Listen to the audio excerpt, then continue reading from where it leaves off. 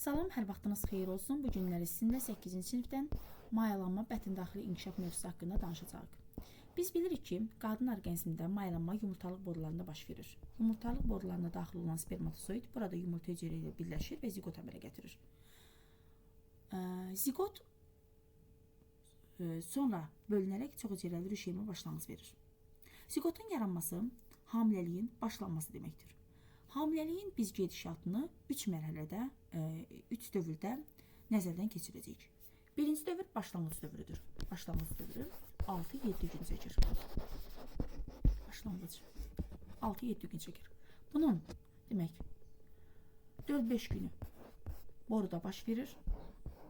4-5 günü və 2 günü isə uşaqlıqda baş verir. 2 gün uşaqlıqda baş verir. Demək, zigot 4-5 gün ərzində yumurtalıq borularında bölünür, çox hüceyrəli rüşeymə çevrilir. Bundan sonra çox hüceyrəli rüşeym düşür uşaqlığa. 2 gün orada sərbəst qalandan sonra implantasiya olunur uşaqlığın daxili selektiv qişasına. Və toplamda 4-5 gün üzərinə 2 gündə gələndə eləyir 6-7 gün. 6-7 gün başlanğıc dövrüdür. Və implantasiyadan sonra artıq yeni bir mərhələ başlayır ki, yeni bir dövr başlayır ki, bu dövrün də adı rüşeym dövrüdür. Rüşeym dövrü 2 ay çəkir, yəni təqribən 2 ay çəkir rüşeym dövrü.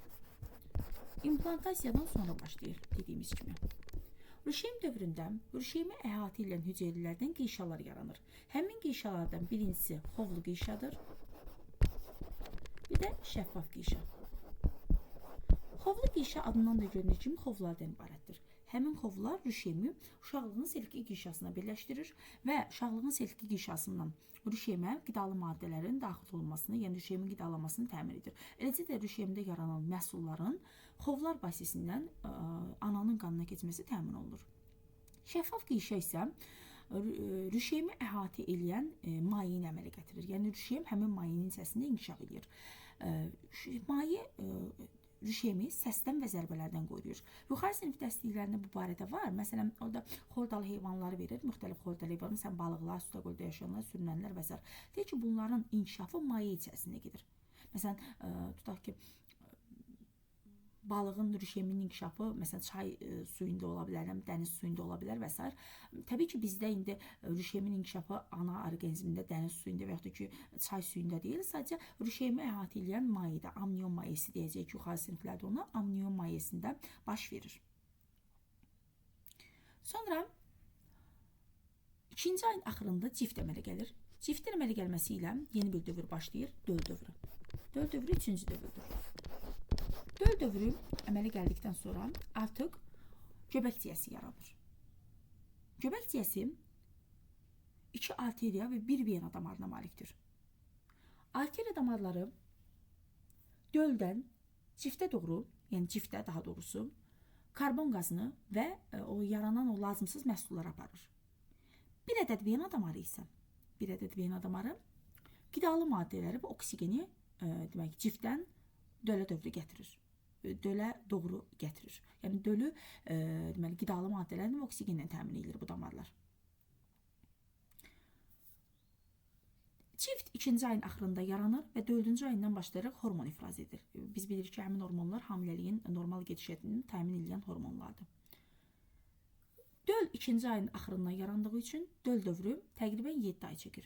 Və artıq 7 ayın sonunda, yəni döl dövrünün 7 ayın sonunda, 9-cu ayın sonunda doğuş baş verir. Hamiləlik sonlanır və doğuş baş verir. İndi onun doğuş haqqında biz sonra danışacağıq. İndi ümumiyyətlə hamiləlik dövründə qadın orqanizmində və eləcə də dölün orqanizmində hansı proseslər baş verir, onlar haqqında gəlin danışaq.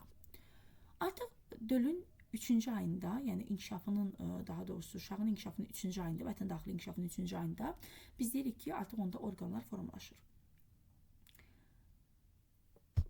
Lakin həmin orqanlar formalaşsa da, yəni onlar öz funksiyalarını tamamilə yerinə yetirmirlər. Yəni bir qism yerinə yetirirlər, %100 yerinə yetirmirlər. Belə danışaq. Məsələn, uşağın biz deyirik ki, 4-5 aylığında onun ürək döyüntüləri ananın ürək döyüntülərindən 2 dəfə çoxdur. Məsələn, yetkin orqanizmdə, yəni anada ürək döyüntüləri dəqiqədə 70-75 dəfədir. Hesablamalarda çox vaxt biz misal məsələlərində 75 dəfə götürürük bunu. Və deyirik ki, dölün ürəyi ananın ürəyinə 2 dəfə çox vurur və belə çıxır ki, dölün ürəyi dəqiqədə 150 dəfə vurur. Əgər dölün ürəyi dəqiqədə 150 dəfə vurursa, o zaman dölün ürək sikli belə hesablanır. 60 dəqiqə bölürəm 150-yə, yəni 60 saniyədə 150 dəfə ürək vurmuşdu. Tapıram ki, bir ürək döyüntüsünə sərf olunan zaman və yaxud da ki, buna biz ürək sikli də deyirik. Ürək sikli 0,4 saniyə çəkir. Bu da yəni göstərir ki, doğrudan da, məsələn biz dedik ki, ananın ürəyi 0,8 saniyə çəkirdi. Amma dölün ürəyi 0,4 saniyə çəkirsə, yəni 2 dəfə daha tez vurur, daha çox vurur dölün ürəyi. Dölün qanlama sistemi formalaşmış olsa da, yəni biz bilirik ki, döl qida maddələrini anadan alır. Və yaxud da ki, yaranan məhsulları ananın qanına xaric edir. Dölün ürəyi döyünür. Dölün ürəyinin döyünməsi nəticəsində döldə qan dövranında baş verir. Və döl ana qanı ilə birbaşa təmasda olmur. Yəni qarışmır onların qanı bir-birlərinə heç vaxt. Çünki düşünək ki, dölün qanı ilə ananın qanı qarışar, nə olur? Dölün qanı ilə ananın qanı qarışsa, ola bilsin ki, burada bir qan qrupu uyğunsuzluğa. Çox mümkündür ki, ananın qanı ilə uşağın qanı müxtəlif olsun və yaxud da ki, qanda olan zülallar fərqli olsun. Əgər qan qarışsa, aglutinasiya baş verir. Yəni buna görə də qanın qarışmamağı çox böyük üstünlüklər yaradır dölün inkişafı üçün. Və götürək məsələn tənəffüs sisteminin inkişafı. Ağciyərlər əmələ gəlib, amma ağciyərlər biz bilirik ki, birbaşa döldə tənəffüs prosesini həyata keçirə bilməz. Ağciyərlərin içərisi həmin dövrdə maye ilə dolu olur. Maye ağciyəri inkişaf elətdirir, onu belə deyim, yapışmağa qoymur, formasını saxlamağına imkan verir. Sonra uşaq doğulanda isə ağciyər sıxıldıqca o doğuş yollarına keçərkən o maye bir qismi orada xaric olunur. Bir qism sonra məsəl üçün uşaq qusanda xaric olunur, bir qismi məsəl üçün sorulur və s. belə tədricən o maye çəkilir gedir. Onda deyim ki, uşaq doğularkən onun ağciyərlərinə 2 dəfə hava dolur, ağciyərləri genişlənir, uşaq ağlayır. Uşağın ağlamağı, yəni uşağın bir necə deyim, sağlam doğulmasının xəbərçisidir. Yəni bu yaxşı bir haldır. Amma uşağın ağlamağın biz indi uşaqdan birbaşa dialoq qrup soruşa bilmirik ki, həmin vaxtda sən niyə ağladın? Amma güman olunur ki, ağlamağın səbəbi o ağciyərlərin həmin vaxtda genişlənməsidir. Yəni onu ağrıdır bu və bu səbəbdən də o ağlayır. Sonra İfrazat sistemi haqqında danışım. Məsələn üçün, dölün böyrəkləri sidiyi əmələ gətirir. Amma təbii ki, o sidiyi birbaşa xaric edə bilmir. O sidiyi xaric edir amnion mayesinə, sonra həmin mayeni yenidən qəbul edir. Yəni, yaranan o bədəndə məhsulları isə ana qanı vasitəsilə xaric edir. Belə. Məsələn, sonra sinir sisteminin inkişafı haqqında danışaq. Sinir sistemi inkişaf edir, hormonal sistemi inkişaf edir və digər orqanlar sistemi də inkişaf edir. Sonra mən bir şey də vurğulamaq istəyirəm. İnsanın övladı dünyaya gələrkən biz bilirik ki, onun o fiziki aktivliyi və yaxud da ki, tam sinir sisteminin inkişafı tam baş vermir. Anadan asılı olur. Niyə görə bəs belə necə deyim, inkişafını tamamlamadan insanın övladı dünyaya gəlir? Gəlin baxaq, əgər insanın övladı tam belə desəm, inkişaf etdikdən sonra dünyaya gəlsəydi, doğuş daha da çətin ola bilərdi.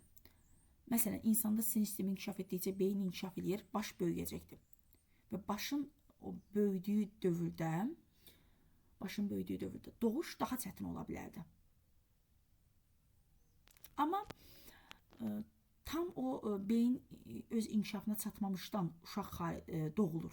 Məsələn, deyək ki, uşaq doğulur, amma yeriyə bilmir, hərəkət edə bilmir, müvazinətini saxlaya bilmir. Deməli, hələ onun beyninin şöbələri tam inkişaf eləməyib. Sonraki mərhələlərdə, məsələn, 1-2 yaşında uşaqda beynin inkişafı sürətli gedir.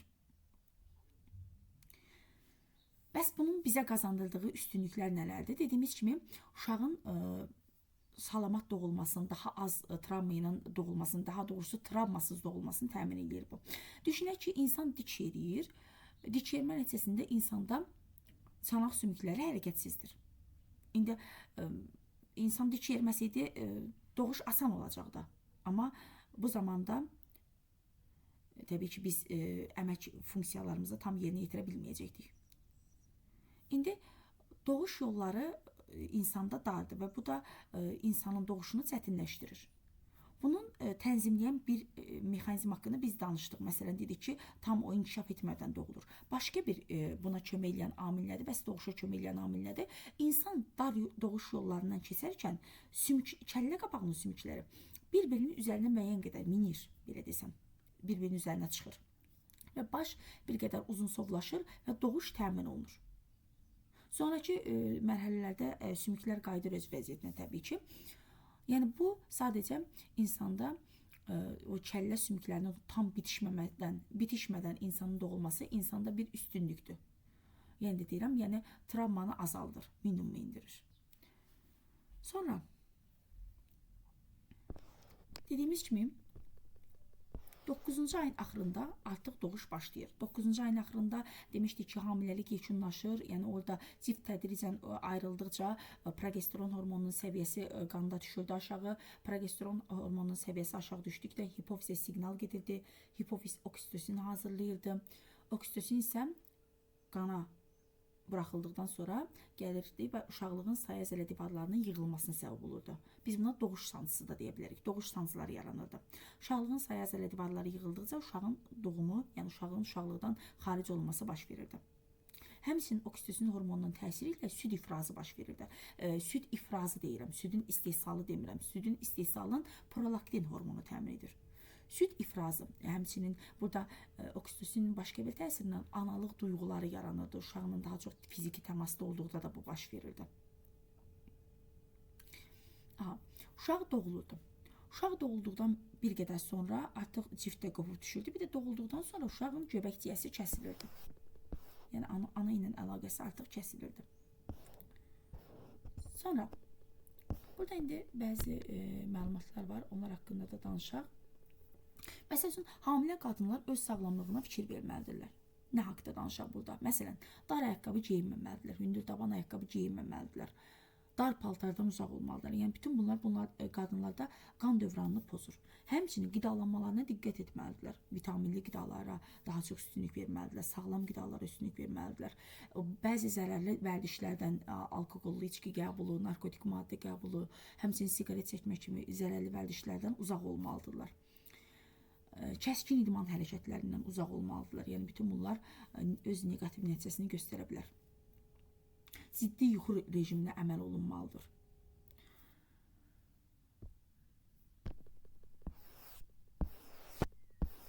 Orqanizmin böyümə və inkişaf mərhələləri haqqında danışılır növbəti dərsdə.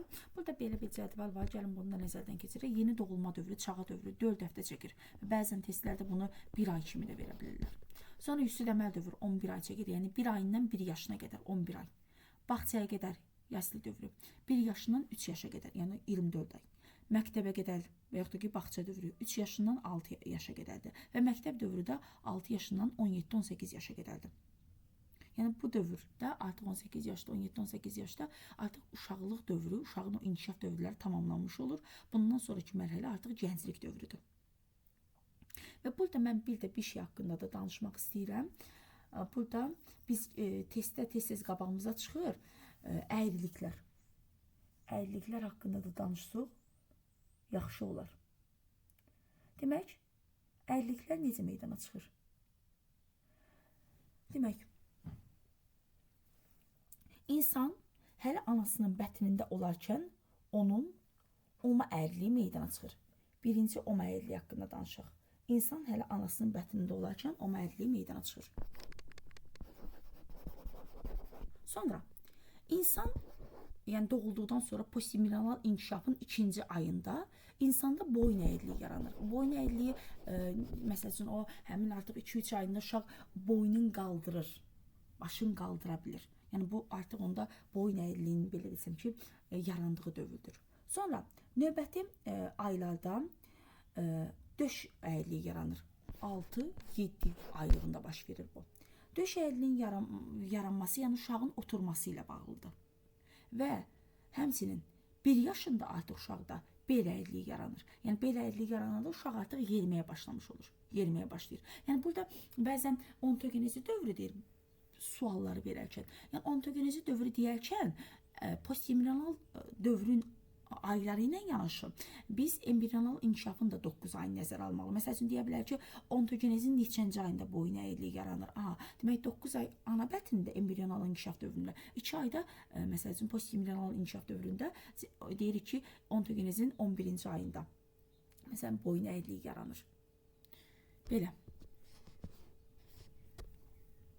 Sonra burada akselerasiya haqqında danışır. Akselerasiyanı nədir akselerasiya?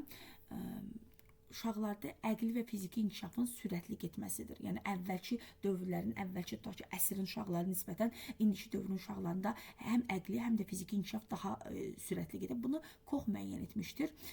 Müsbət təsir göstərən amillər hansı amillərdir? İdmanla məşğul olmaq, vitaminli qidalar, sağlam həyat tərzi keçirmək, günəşli havada çox olmaq, ümumiyyətlə həmçinin indiki dövrün bu həyat tərzi, uşaqların həyat tərzi, texnoloji avadanlıqlar da buna müəyyən qədər öz təsirini göstərir ki, uşaqlarda məsələn cinsi yetişkənlik dövrü əvvəlki illərin, əvvəlki 10 illərin, əvvəlki 100 illiklərin uşaqlarına nisbətən daha tez gəlib çatır. Yəni onlarda akselerasiyanın baş verməsinin göstəricisidir bu. Yəni fiziki və əqli inkişafın sürətli getdiyinin göstəricisidir bu. Biz 18 yaşa qədər uşağın demək inkişaf mərhələləri haqqında danışdıq. İndi gəlin insanın uşaqlıqdan sonraki inkişaf mərhələləri hansılardır, onlar haqqında da danışaq. Demək gənclik dövrüdür. 17 yaşdan 21 yaşa qədər çəkir. Sonra demək yetkinlik dövrüdür. Yetkinlik dövrü 22-60 yaş arası, ağıllıq dövrü 61-75 yaş, qocalıq 76-90 yaş və artıq 90-dan sonra uzun ömürlülük hesab olunur. Uzun ömürlülük hesab olunur. Burada da demək qızlarda və oğlanlarda cinsi yetişkənlik dövründə hansı proseslər baş verir? Yeniyetməlik dövründə deyirik həmin dövrə. Onlar haqqında müəyyən qədər məlumatlar verilir. Məsələn, burada verilib nə? Boyda və çəkidə artım, əzələ inkişafı. Hər ikisində gedir, amma oğlanlarda əzələlərin inkişafı, boy artımı qızlarına nisbətən daha sürətli gedir. Cinsi yetişkənlik dövrüdür həmin dövr. Səsin dəyişməsi, oğlanlarda səsin dəyişikliyi daha çox nəzərə çarpır. Dəridəki piy vəzlərinin aktivliyinin artması. Aktivlik artır və bunun nəticəsində ki, dəridə piy vəzləri aktiv olduqca dəridə sızanaqların əmələ gəlmə ehtimalı da çoxalır. Dəridə daha çox həmin dövrdə sızanaqlar yaranır. Qoltuqaltı tər vəzlərinin inkişafı, ümumiyyətlə tər ifrazı da artır bu dövrdə. Bu da maddələr mübadiləsinin sürətli getdiyinin göstəricisidir. Yəni tər daha çox yaranır bunlarda. Onlar böyümə inkişaf dövründədirlər. Təbii ki, onlarda maddələr mübadiləsi sürətli gedəcək və tərdə daha çox əmələ gələcəkdir. Tər vəzlərdə daha çox inkişaf etmiş olacaqdır. Sonra başqa nə var burada? Deməli, orqanizmdə, münasibətlərdə, təfəkkürdə sürətli dəyişikliklər baş verir. Sonra burada daxili sekresiya vəzləri haqqında danışırıq. Hipofizin qalxana bənzər vəzinin funksiyası intensivləşir. İndi dedik elə biz, maddələr mübadiləsi sürətlənir. Təbii ki, maddələr mübadiləsi sürətlənirsə, qalxana bənzər vəzinin də sürətlənməsi deməkdir bu. Sonra hipofiz və böyrəkçi vəzlərinin funksiyasının intensivləşməsi nəticəsində ətraf mühitə uyğunlaşma qabiliyyəti infeksiyalara, soyuq dəymələrə, demək ki, qarşı cavab reaksiyalara sürətlənmiş olur. Anatomik dəyişikliklər yaranır qızlarda və oğlanlarda. Təbii ki, fərqli anatomik dəyişikliklər baş verəcəkdir onlarda. Sonra ürək və damar sistemində burada bir demək fərqlilik var. Onu nəzərə çatdıraq. Çünki testlərə bu barədə sual düşür.